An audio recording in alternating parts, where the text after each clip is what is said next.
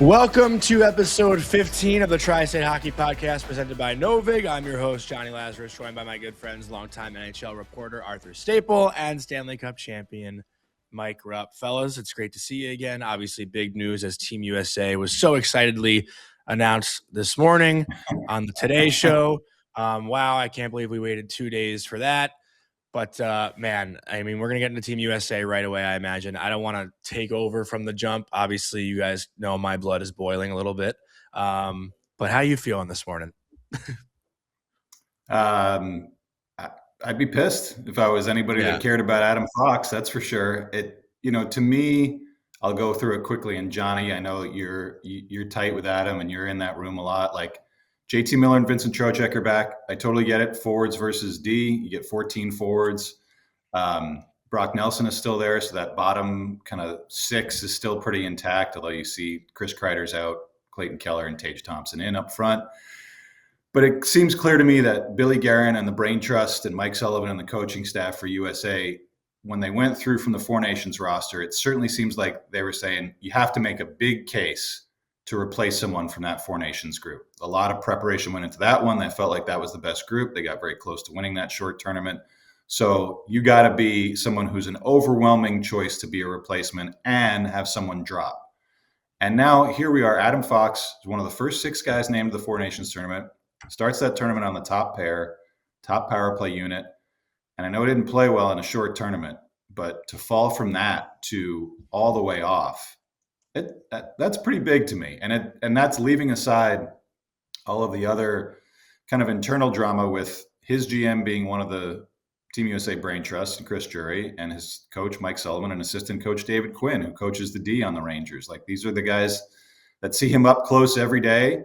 He was injured, this for a stretch this season, but when he's been healthy, he's been one of the 8 best defensemen in the league, period. Forget the 8 best USA defensemen. And I understand roles and you're picking spots and the speed of the game and all that stuff. But man, I am genuinely surprised. Even when we all kind of heard it a couple of days ago, I'm still a little bit in shock that he's not even on the team, much less, playing any sort of key role.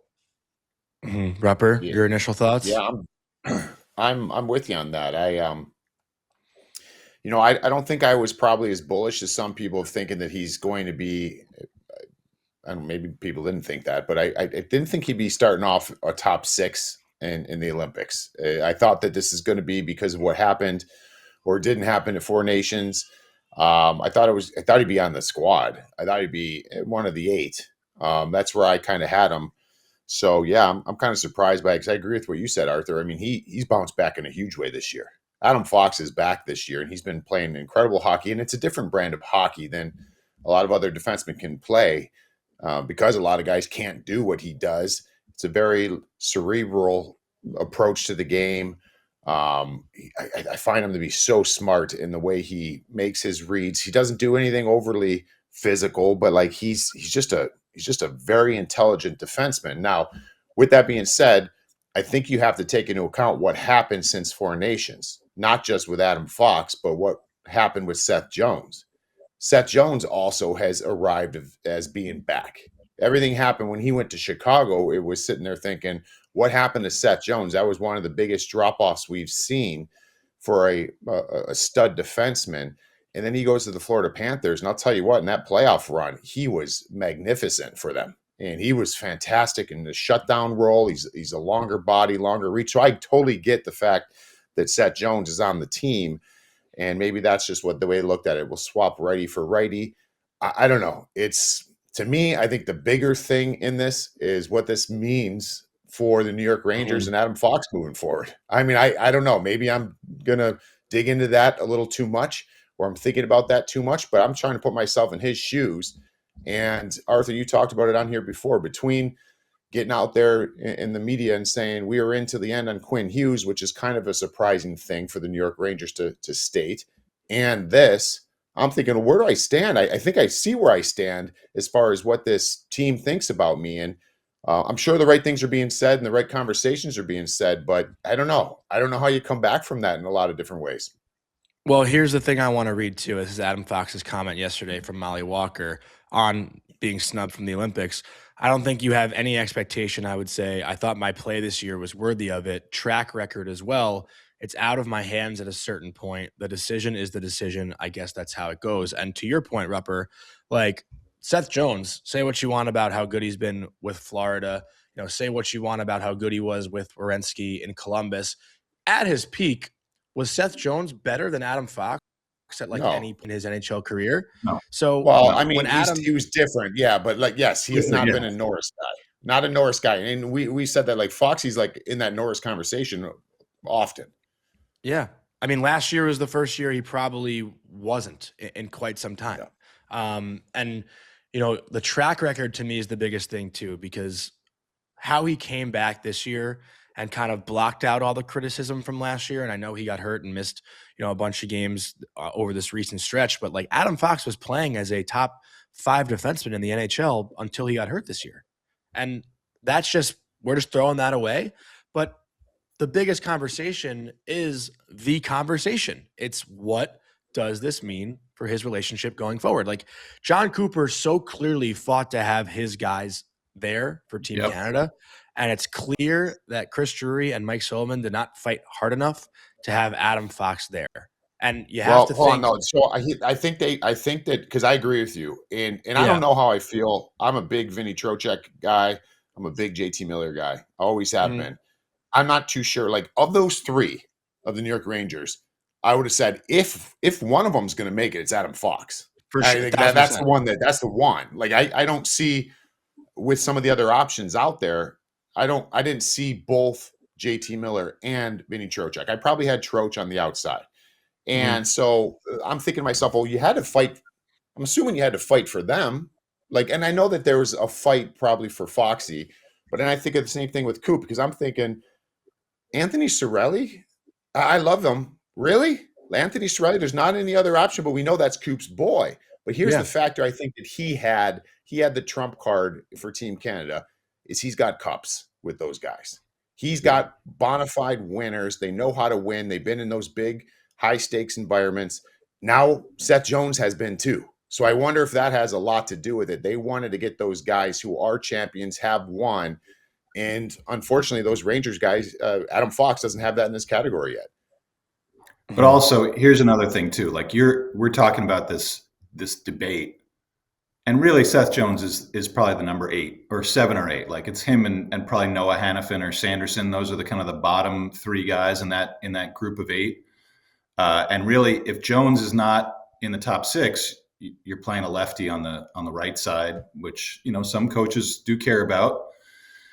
But also in that room, if you're Drury and you're Sully, aren't you saying to Billy Guerin, and Billy Guerin gets it, he was a player in the league for a long time, he's been in management for a long time, if we take Adam Fox from this high perch that we had him in the 4 Nations, and we all can acknowledge he didn't play well, and then you drop him not just to the bottom of the group, but off where he's not going, and we're causing a huge stir, aren't you fucking with the Rangers a little bit? Aren't you creating this thing that we're talking about now that doesn't need to be there? If he's on that team, and he doesn't play a minute in the Olympics, or he gets into play against Latvia or whoever, nobody says boo about anything.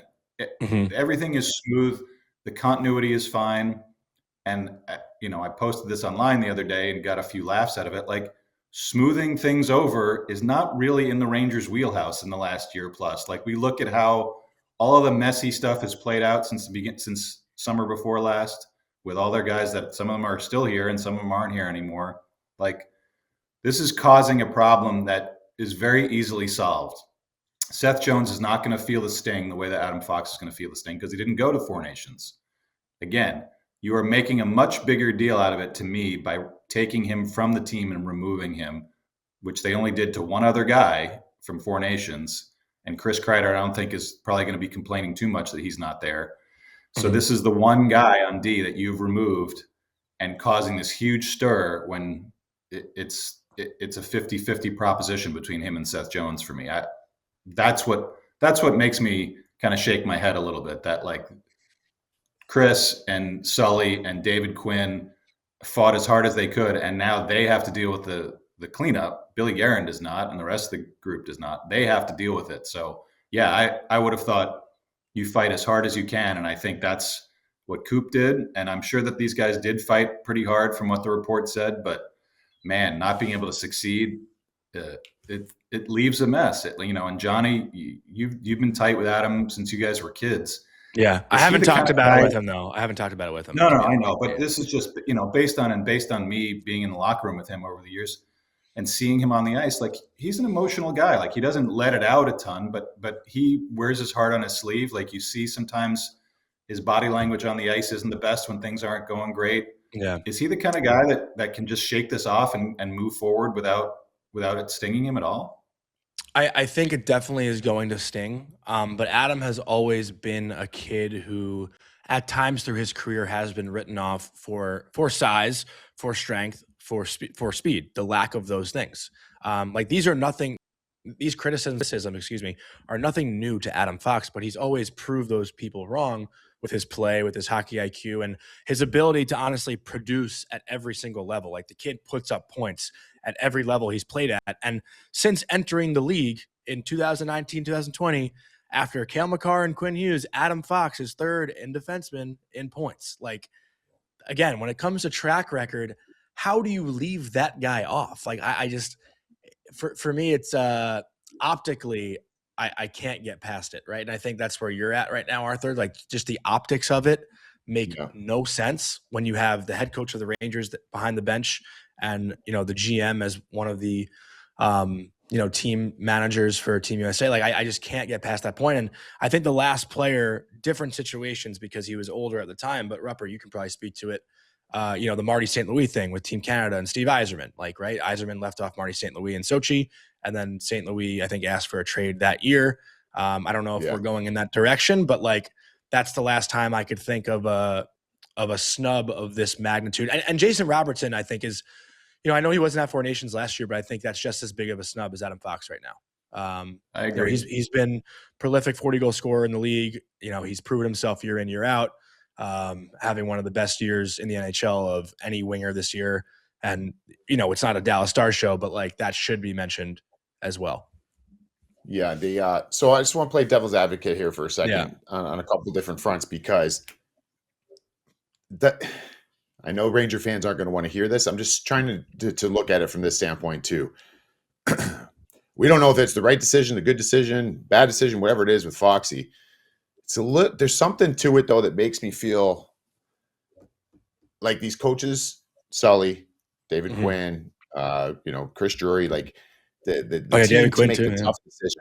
They're making a tough decision, and isn't that their job? Not to play. They're not to look at, hey, how is our relationship going forward? I think that's a real thing. Is how do we manage this going forward? But we thought about this. We've talked about this a ton coming up to these roster releases, and I thought John Cooper, the way this season started with, I never thought Braden Point wasn't going to go, but the way Braden Point started this season, Anthony Cirelli, I'm thinking to myself, man, Coop's going to have some tough decisions too. And do they have the balls to go against the grain? Well, as much as we don't like this as Ranger fans, they got balls. They got balls. It might hurt them in other walks of life in their jobs, but for Team USA, and that's the objective here, they've got balls in that situation. And to go back to Marty St. Louis, remember Marty was one of the replacement guys. That very well could happen here with Foxy. If somebody from here till the Olympics goes down on the back end, Adam Fox is that guy. I don't think I would be shocked.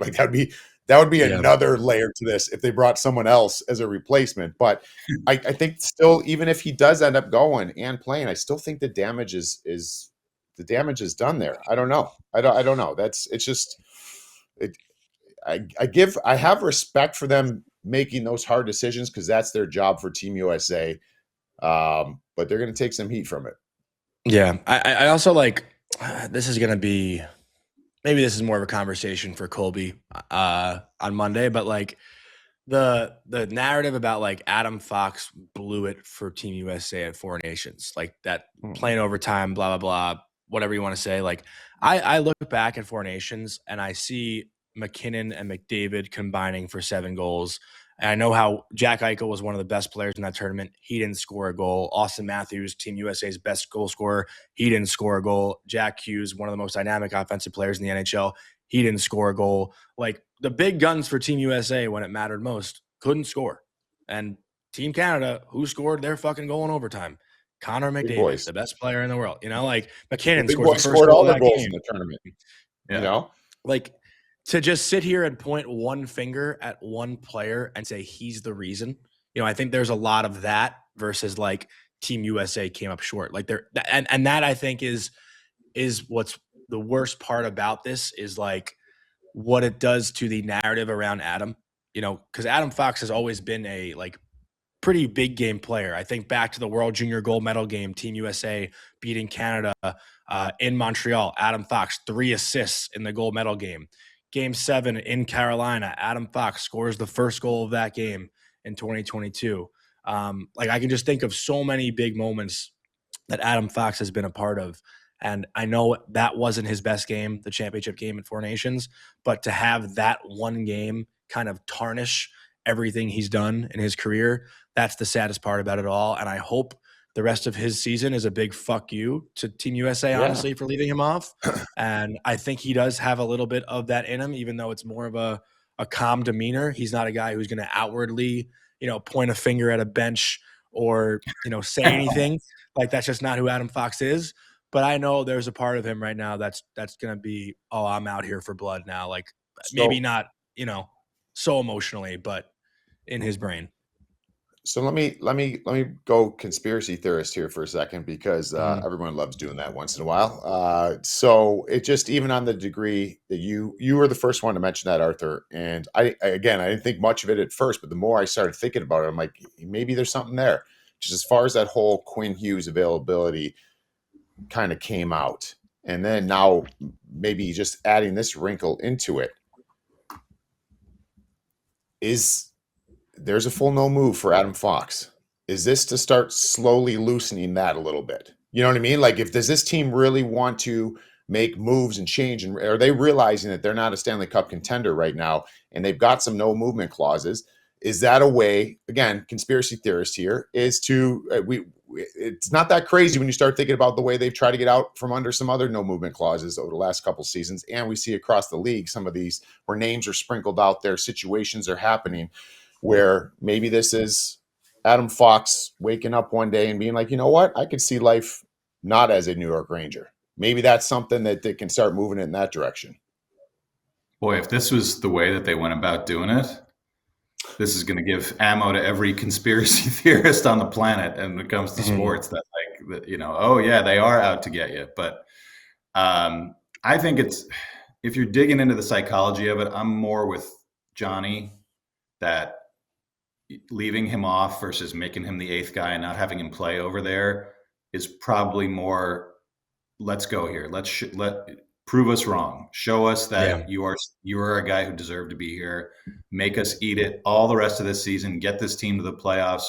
Be the kind of number 1 defenseman that can lift up a team just by your presence. I don't know if that's going to work. I don't know if the Rangers can be that kind of team where just one guy suddenly puts them on their backs and puts the team on his back and says, let's go here, unless it's Igor Shesterkin. And he certainly tried and just hasn't been any consistency to that effort. So, Mike Sullivan is a good coach. And part of being a good coach and lasting as long as he's lasted in the NHL and won as much as he's won is he knows the psychological part of this. So I would imagine that between him and David Quinn, that's the message to Adam Fox, that we fought, we didn't win, prove us wrong, and make everybody eat it for the rest of the year, versus this is step 2 in the let's get Adam Fox to waive so we can send him somewhere and bring in somebody else. God knows who that would be, since Quinn Hughes is pretty much off the market now, although, you know, he'll be a free agent in a year plus, possibly. So maybe this is part of that long-term plan. It's very far-fetched to me, but again, leaving him off the team, you open the door to every nutter theory that anybody can come up with, and they're all going to be out there for a while. I mean, also with that though, you know, Rupper, you kind of got my brain churning a bit here. Like Adam Fox is also a winner. Like he's won at every single level for the most part that he's been at. And at 27 years old, maybe there's a part of him that feels like, hey, I'm in my prime of my career right now, or this is as probably good as I'll be in my career. don't want to waste it, and had an amazing time here. This is where I grew up. This is where my home is. New York will always be there for me. And I think even just as a human being, like that's something, New Yorkers are kind of taught. Like I, grew up knowing, go move away in your early 20s because you'll always have New York. It'll always be home, right? And people love to come to New York City. But if you don't leave New York, you'll never want to go explore somewhere else. Maybe that is a thought now. Like maybe there is a place where he can go, where he can win, and he can get the most out of himself in these prime years. Because 27, like we talk about that age range as like defensemen being in their prime, right? Like that sweet spot of 26 to 29, 30 years old. Like that's when NHL defensemen usually perform at their best. I'm sure there's like the odd ones out there, like an 18-year-old Matthew Schaefer or a, 35, however old Victor Hedman is. But I wouldn't say Rupper's thought on maybe this is the first or second thing in it's time to move on from Adam Fox. Like I wouldn't say that's so far-fetched. Yeah, so I'm not saying I believe that that's the thing, and I'm not saying that the Team Olympics you're going to utilize. But it's a fair I'm thought. just saying I think more so. I think more so. These conversations have been had for months. I think for months now they have known that there's a pretty good chance Adam Fox is not on this roster. I think more the Quinn Hughes stuff is kind of more fodder just to throw in there as far as that goes. But who knows, man? Like I don't know. It makes, I think the whole point in all of this is I got respect for people making tough decisions when it's going to influence them in a negative way. So I give a lot of credit to the guys who have put themselves in that position. But at the same rate, we'd be foolish not to talk about it. You've got a little bit of a mess on your hands. And how you're going to clean that up really matters from the day to day. And I hope Adam Fox shoves it up their ass all season long, the rest of this year. And that's what Fox did. If I have one complaint about Adam Fox, you cannot sit here and try to fabricate this perfect hockey player. Just a little bit more, I need a little bit more emotion from him. And I know that's not him because that's one of the strongest attributes he has is that he's got this long wick. I know you're never going to change a player. But, man, if he can find this, because we've all seen a level of him, and he's been really good this year, but he's got another level. I hope he finds it and shoves it up their ass. Well, the last thing I'll say just about like the body language and the emotion stuff, it's funny. My dad always said, like when you watch, because, Adam and I actually played like men's league together, beer league, whatever, when we were home from college or maybe even before we got to college. And my dad watched a lot of Adam growing up, and he said like you could watch Adam Fox play in the Frozen Four for Harvard and play in a beer league game at Iceworks in Syosset, and he looks the exact same. Like his calm demeanor, like the way he never panics. That's just who Adam is as a person. That's who he is as a player, and that's something that you don't really find a lot in players. So like while that could be a knock on him, to me it's almost like put him in any situation. That's who Adam Fox is, right? And it depends who you're speaking to, because that is a great attribute to have. And if you speak to some other people, they'll say that's a problem. And that's what he's probably had to deal with his whole life. Yeah. But I guess, I don't know if you have any other thoughts, Arthur. I think we can go into a different topic here. I know we got to talk about some other teams. I know we have a voicemail as well. Vic, if you want to queue up that voicemail, I haven't heard it. I don't know what it's going to be, so I'm a little nervous here to hear what this voicemail is from a caller. From Daniel. Hey, gents. This is Daniel from Brooklyn. And I want to say that I'm an Islanders fan because of Graham Townsend and the CD Islanders, although I do have a little bit of River Rats rowdy gear kicking around my apartment still. Art, you're the GOAT.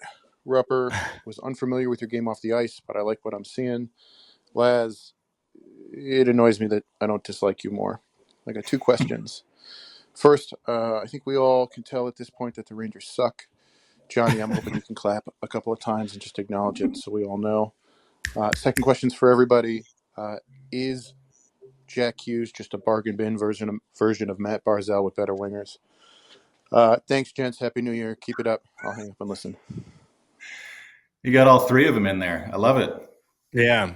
I will say, as mediocre as that Today Show reveal was, Jack had a pretty decent sized wrap on that hand when he was out there on 30 Rock Plaza. So not beating those rumors that he's certainly not 100%. And I get why he'd want to rush back if he knew he couldn't hurt the finger anymore. But it does maybe explain a little bit why they're still looking the way that they're looking, even with him back, because he's basically playing with one hand. I think anybody who watched that announcement this morning was like, whoa, that guy's playing hockey right now with that thing on his hand. So I don't know if I'd go as far as Daniel would say that Jack and Matthew Barzal are the same player, but especially when Jack has two good hands, because he certainly showed in the first, whatever it was, 15 games that he can be on another level. But and especially coming off of whatever the Islanders put out on the ice yesterday against Utah, which was probably their worst game of the year. They played well for 15 minutes, and this has kind of been their pattern in the last since the first game when Bo Horvat got injured. And we can talk about that, Bo Horvat, the high of getting picked to Team Canada, and then looked like he hurt his other knee yesterday, just kind of an innocent looking bump. And I don't know, hopefully they'll find out more today, but that's got to be high to low real fast.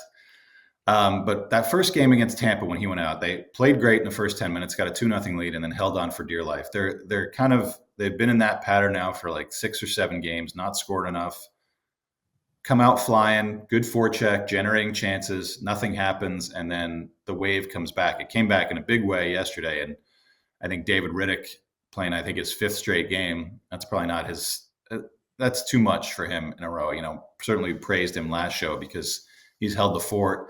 And now we're up to 2 full weeks with no Sorokin after the team announced it was a small nagging injury. So that's a bad spot for them to be in right now. And if Horvat's hurt for another few weeks, that resets their already pretty feeble offense the last 6-7 games. So Islanders, they hit the halfway mark. They're got to be feeling good, but right now in the short term, I'm a little more concerned about winning my bet than I was a week or so ago. But let's not put Jack and Matthew Barzal in the same conversation just yet, because I think Jack with 10 good fingers is still there. It is. Woof. Good work, Vic.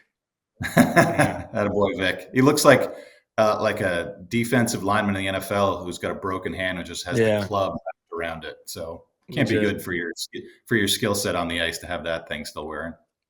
I don't think they're the same player at all, though. I don't know if you want to hit on that more, Rupper, but like the actual question, like, is Jack Hughes, what was it, like a Walmart Matt Barzal with better wingers? I think that's maybe what he said. I think Jack is much more of a selfish player than Barzal is. Like, you see Jack, looking to shoot way more than Barzal does. You see Jack, I think maybe just a little bit. Yeah, I think selfish just is the word. Just to clarify, you're saying selfish is a positive. Yeah, as a positive. Yeah, as a positive. Yeah. I don't want some viewers to be like, you know what I mean? Like, yes, it's like we all talk like being selfish as a player at times is a positive thing. I just want to make sure that you meant is a positive. Yeah. Thank you for doing that. Like, I think Jack crossed the blue line. I think his first thought is to try to find a way to shoot the puck. And that's what makes him dangerous, right? Yeah. And I don't think the same for Barzal. I think we've actually been clamoring for Barzal to be more selfish. I think that's kind of, what's been the knock on him. And I think he's finding that a little bit more. But Jack just has that, I'm going to create space for myself to shoot, versus Barzal, I'm going to create space for my wingers to get open and them to shoot. I think that's kind of the different approach in player. And Rupper, I don't know if you want to touch on that at all, but I don't think they're as similar as Daniel laid out. No, I mean, they're both incredible players. So if I'm going to sit here and pump up Jack Hughes, I don't want that to be an indictment on Matt Barzal. I mean, they're both incredible. I just think Jack has the ability. Jack, see, I always feel like this because if I give it a positive right now, because I've got these two next to each other, that's going to be like, oh, Matt doesn't do that. Yeah. Jack is like he makes players around him better. I really do believe that, and he has the puck on his stick all the time. But to your point, he makes himself a little bit of a threat too, and just because he will shoot the puck a little bit more. And I think, and comparatively speaking, Barzy does a lot of those things as well. We would like to see him shoot the puck a little bit more, but no, it's fun to kind of kick that around. I would say that Jack Hughes has certainly had better wingers than Matt Barzal has had. But yeah, I don't know. I still think Jack's at a little bit of a different level. Mm-hmm. Should we now just go deeper into Islanders? Like, do you want to talk about that game more, Arthur, yesterday? Like, I think that game is lost in the first period when they don't score. Like they're dominating in full control. Like that's when the game's lost. But you know, I didn't watch it as closely as you. I know Tony D had a rough go from what I saw. You know, I think he got walked on that first goal by Gunther, right? At the blue line. Yeah, He bobbled a puck on a 2-on-1. They just their offense right now is very one and done. And I don't even know if a lot of the one is really high danger. Like I haven't looked at Clear Sight today. They probably won't have it up for a little bit, just the chance summary for the game. But you know, they were up 10-0 in shots in the first 10 minutes. I would guess they had 2 or 3 high danger chances in that stretch. They had the puck a ton, and Utah looked asleep. But I think for the most part, what they've been doing since Horvat went out and since he came back is playing, half to a third of a good period every game. They did it in Chicago and they had to hold on, and that's not a team it's got us anywhere near as dangerous without, Bedard and Nazar as Utah is, where they're all there, other than Cooley, all their young guys are in the lineup and healthy. It's a sign of a team that's struggling for offense, where they feel like they're going well and they're rolling their shifts and they're playing in the offensive zone and they're getting shots. They're not really getting great chances. And you get in your head like, oh God, like we gave it our all for 10 minutes and now look at the shots and we got no goals. And then suddenly Utah, puts a couple shots on. They're really good chances in the second period. Then they get going offensively. Nice play up the ice by Max Shabanoff to Cal Ritchie to get the Islanders back in it. But yeah, they weren't very cohesive in that game. And I think it's on Patrick Waugh right now. You got to wait to see what's up with Horvat, but it's on the coaching staff to figure out where they need to turn. They sat Anthony Duclair again yesterday. Max Siplikov got in, did not have a good game playing on the fourth line. They've still got this kind of, they're still the team that we all thought was going to be a mediocre team at the start of the season. They've got some good guys. Obviously, Schaefer's been the X factor, but I think a lot of their forwards are still kind of like, are they going to generate enough by themselves to, we were just talking about Matthew Barzal generates a ton, but he doesn't always, keep the rock. Jonathan Drouin, 3 points, I think, in the last 16 games. Simon Holmstrom's been really streaky. These are guys that are getting consistent top 6, top 9 minutes. And if they're not producing, who is going to produce? Matthew Schaefer, had a goal last night, but he's been, looking a little bit more like an 18-year-old in the last few weeks. You mentioned Tony D. If he's having defensive struggles, it hurts him up the ice. Heineman's quieted down. You're looking for a guy. Horvat came back in and had 2 goals and had the shootout winner in Chicago. And if he's out for a couple more weeks, you got to fill out spots with people that are going to try to be a little bit more selfish, a little bit more in attack mode. And I don't know if they have it. And I don't know if they can go out and get it before the trade deadline, if they're going to be inclined to do that, to spend assets. We talked about it a ton. So this is kind of the danger zone that after you have that good start to the season where you're like, okay, our goalie, who's the main reason we are where we are, is hurt, and we're not too sure about that. It's been worse than they let on. Our top scorer and top performer this season is hurt again, and we just missed him for 2.5 weeks and didn't score much without him. So now you're in a little bit of a danger zone here, and things are so tight. We look at they're playing the Devils next week.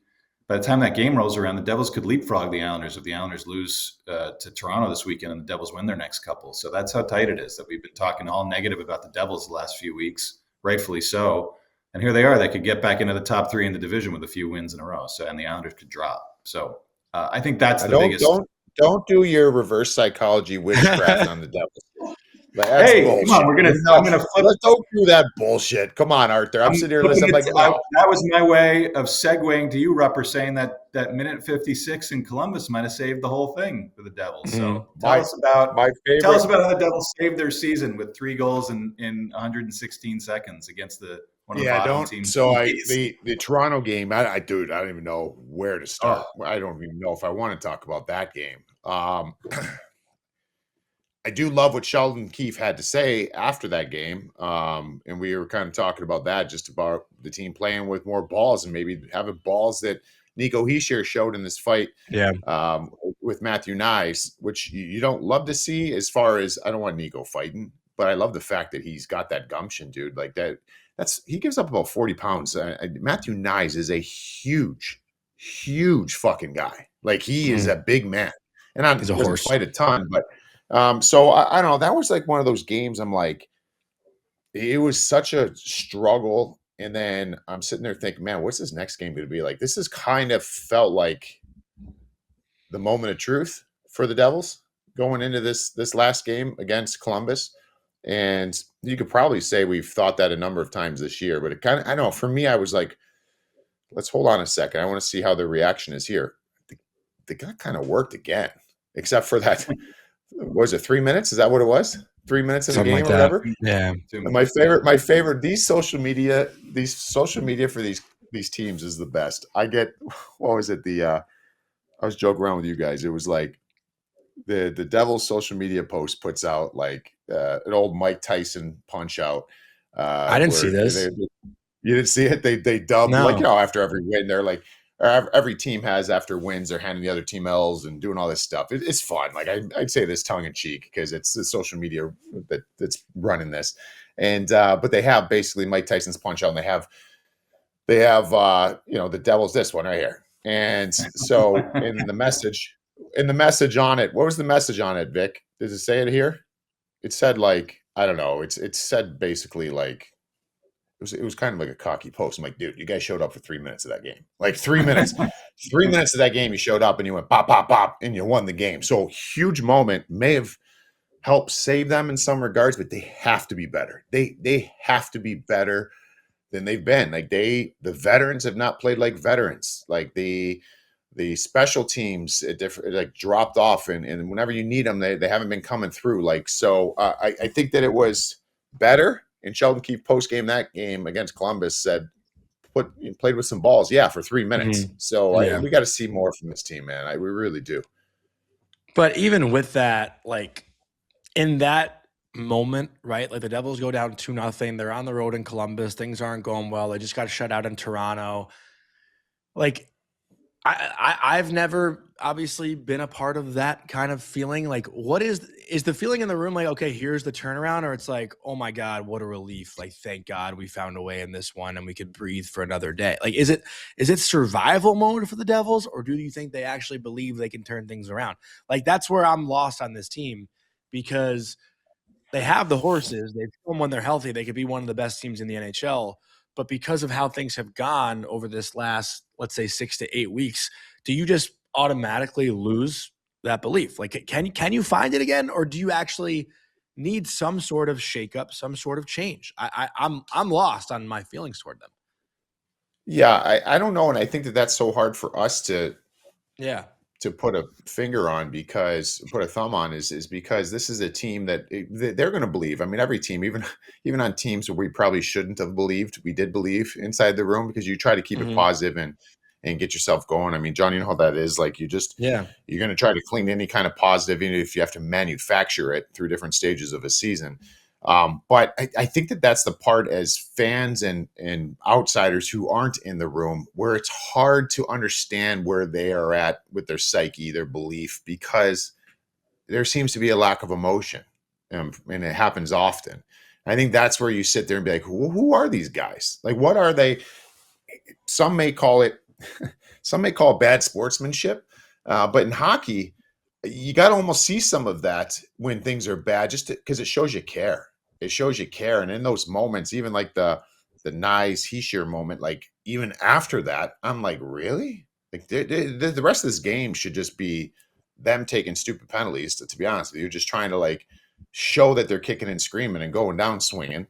And they didn't do that. So I'm like, all right, cool. Your captain did that, and give him a lot of credit, but where's it go after that? So I think that's the one thing with this hockey club that makes you frustrated, is that coming out of a game like that, and then you go into the next game, there still looks to be a lack of emotion until you get that push in the third period, which is great. It's huge. And to answer your question, Johnny, I think you're grabbing it like, all right, hey, we bought ourselves another day here. Like we came back, we showed some heart, but we know we got to be better.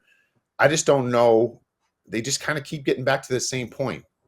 I think they need a shakeup. We've talked about it on here a lot. I think, Arthur, you put a post out there, I think that's bang on when you're kind of giving the summary of the three teams. And you basically just said, like, Fitzy's trying to do things. It's just everything that was early in the season is different now. All the sellers that we thought were sellers before kind of aren't sellers now, or we don't know to be sellers now. It's a very strange time, I think, in the marketplace as far as trades going down. And the Devils, I still think they need some kind of shakeup with this group because it's a lot of mediocre play. They show some heart at different times and get points, but then the next game they're right back and doing the same thing again. So I don't know. I don't know what to make of them.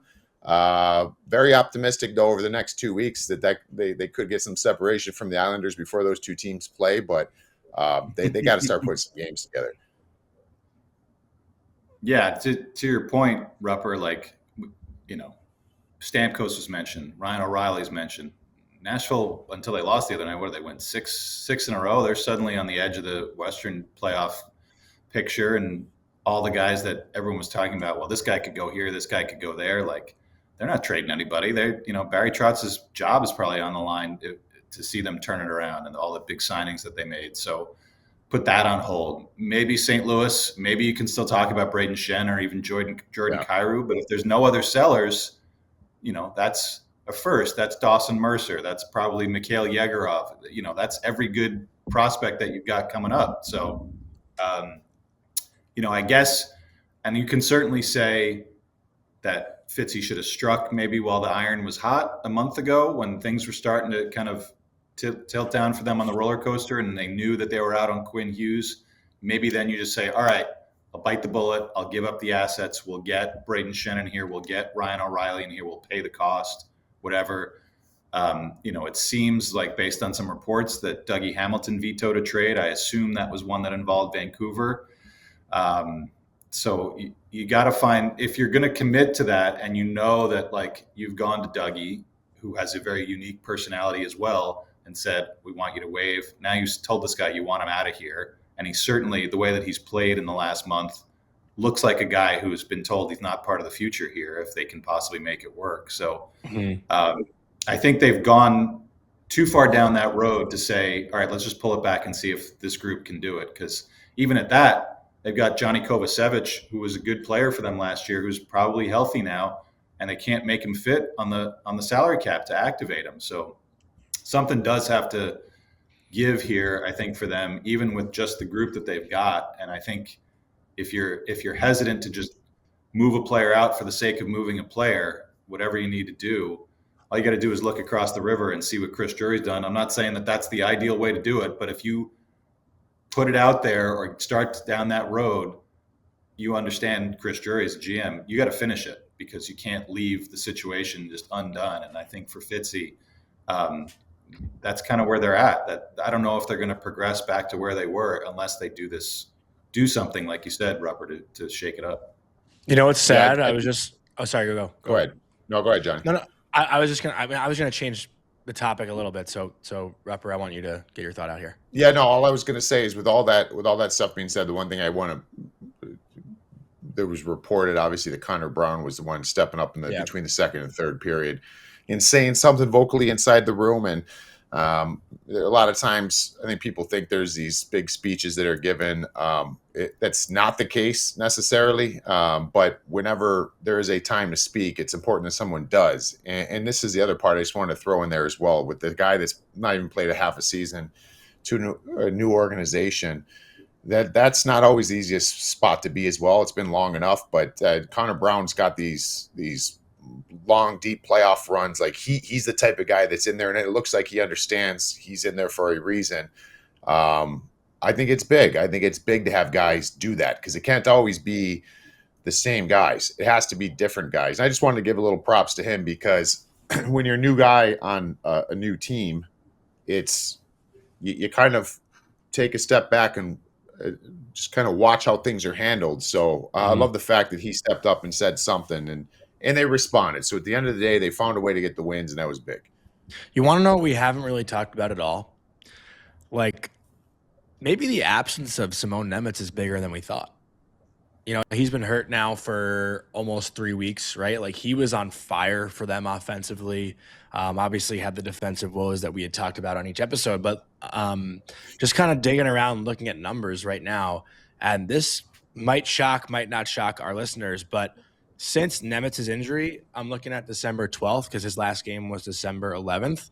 When you look at goals for per game, the last place team in the NHL since that date is the Devils, scoring 1.78 goals per game. And you know who's actually second last?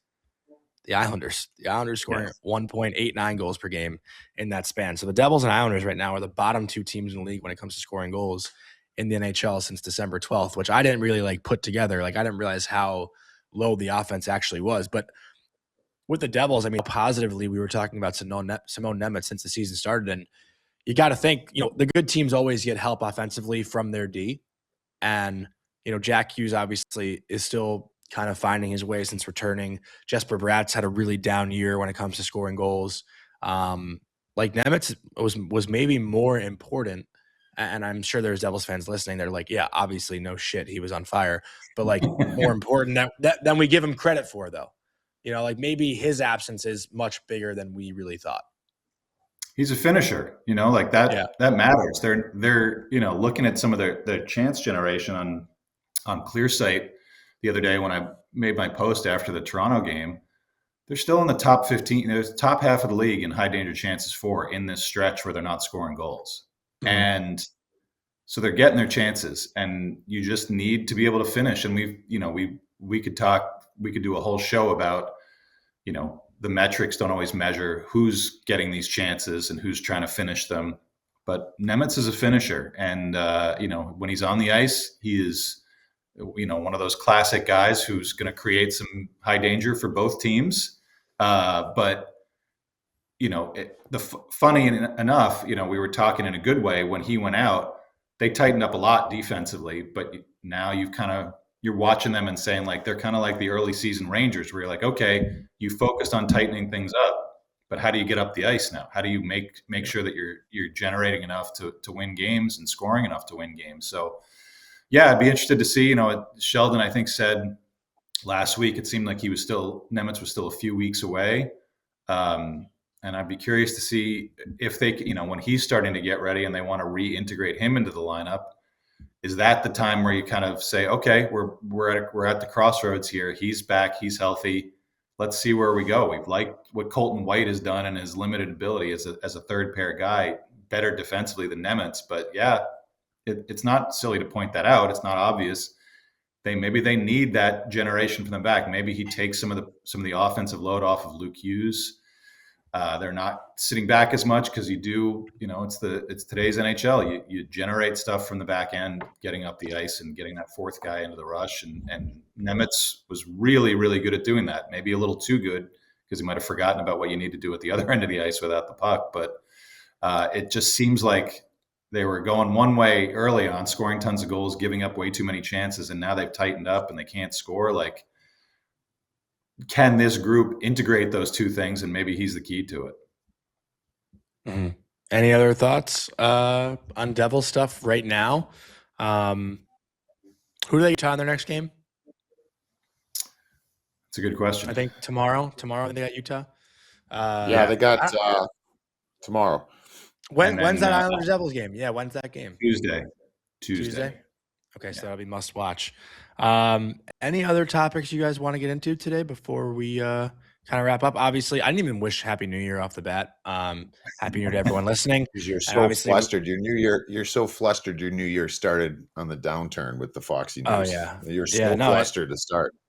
Listen, I was doing content stuff on the ice yesterday, so I missed the media availability after the fact. I know Mike Sullivan was asked about it. Obviously, I know Mike or Adam Fox talked about it. I don't know how much longer we will ask those guys about it. Maybe once the Olympics are done, we'll ask Adam his thoughts on watching the game or something, or I don't know how those conversations are going to go. I keep getting texts from friends. Is it awkward right now? With Adam and whatever. I haven't been close enough yet to really tell. I'm sure we'll get more of that like tonight post game after the Winter Classic and stuff. The game should be great. I don't know if you guys want to So talk about how's it this looking? game. How's it look down Yeah. there? So I was on the Yeah. ice for like 5 minutes. I didn't have a stick and puck in my hand, so I can't like tell like how the ice actually was, like stick handling and whatnot. I know Will Cooley made some comments maybe about it feeling slow, but the scene itself is pretty cool. Like it's a really pretty baseball park. I know the roof's been over it so far these past couple days. They're going to open up the roof for the actual game itself, which will give it the outdoor. But I'm also all for doing something different, right? Like these games have been kind of the same for the last 17, 18 years. They're going to go back to the traditional outdoor game next year.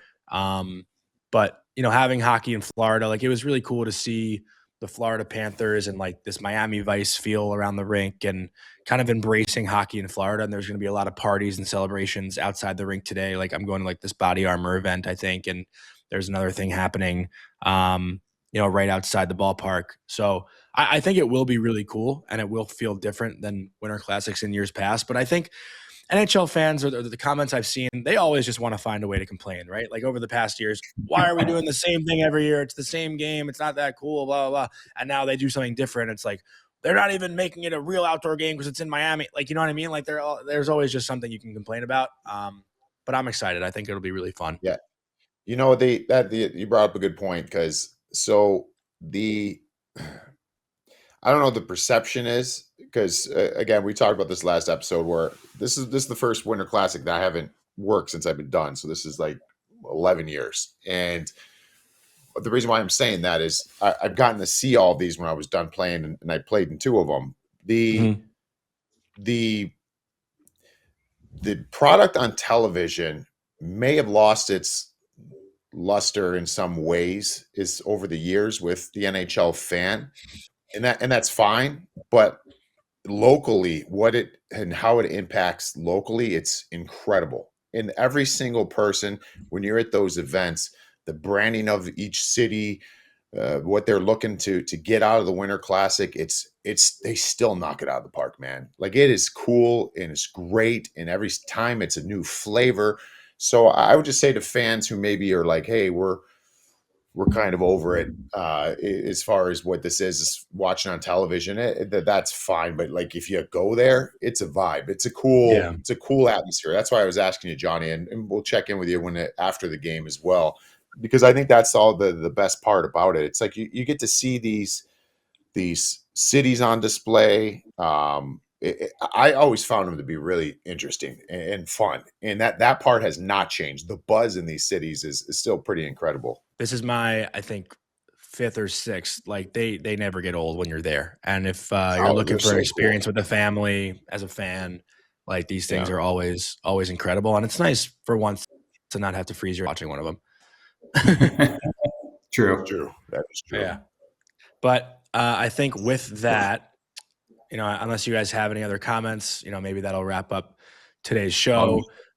Always great catching up with you guys, and I'm sure we'll have an episode either Monday or Tuesday of next week where we talk about the Winter Classic. But as always, our show is presented by Novig, the future of sports betting. On Novig, you play against other real users, not the house, and it's the only commission-free exchange. So you keep every dollar you win. You'll get better odds than traditional sportsbooks, meaning you're 10 times more likely to win in the long run.